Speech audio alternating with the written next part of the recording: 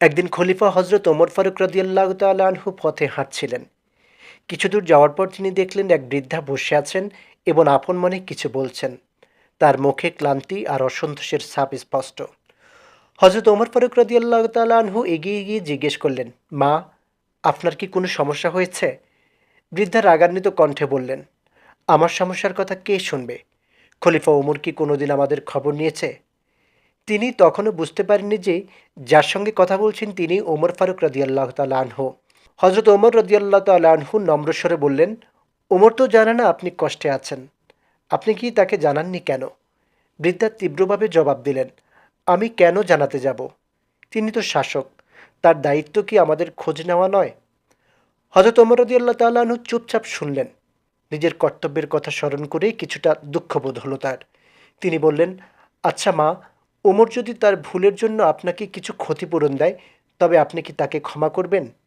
ঠিক তখনই সেখানে পৌঁছালেন হজরত আলী রাদিয়াল্লাহু তাআলা আনহু ও আবদুল্লাহ ইবনে মাসউদ রাদিয়াল্লাহু তাআলা আনহু। তারা এসে সালাম দিয়ে বললেন, আসসালামু আলাইকুম হে আমিরুল মুমিনিন। এই কথা শুনেই বৃদ্ধা হতভম্ব। এতক্ষণ যার বিরুদ্ধে অভিযোগ করছিলেন তিনিই খলিফা। তিনি ভয়ে কাঁপতে লাগলেন। ভাবলেন হয়তো আজ বড় কোনো শাস্তি আসবে। কিন্তু হজরত ওমর রাদিয়াল্লাহু তাআলা আনহু হাসি মুখে বললেন, মা, ভয় পাবেন না। আমি আপনার প্রতি আমার দায়িত্ব যথাযথভাবে পালন করিনি, সেটাই আমার দুঃখ। এই নিন আপনার জন্য কিছু সাহায্য। আর আমার যদি আপনার প্রতি কোনো ভুল হয়ে থাকে তবে কি আমাকে ক্ষমা করবেন? বৃদ্ধার চোখে জল চলে এলো। তিনি মাথা নেড়ে বললেন, হ্যাঁ, আমি আপনাকে মাফ করে দিলাম। এই কথা শুনে হজরত ওমর রাদিয়াল্লাহু তাআলা আনহু বললেন, তাহলে দয়া করে এই কথাটি লিখে দিন, যাতে কেয়ামতের দিনে আপনার কোনো শাস্তির অভিযোগ না থাকে। বৃদ্ধা তাই করলেন। আর সাক্ষী হিসেবে হজরত আলী রাদিয়াল্লাহু তাআলা আনহু তার স্বাক্ষর করলেন।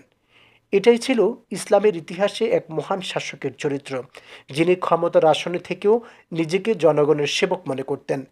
একজন প্রকৃত নেতা শুধু আদেশ দেন না, বরং মানুষের কষ্ট নিজের কাঁধে তুলে নেন।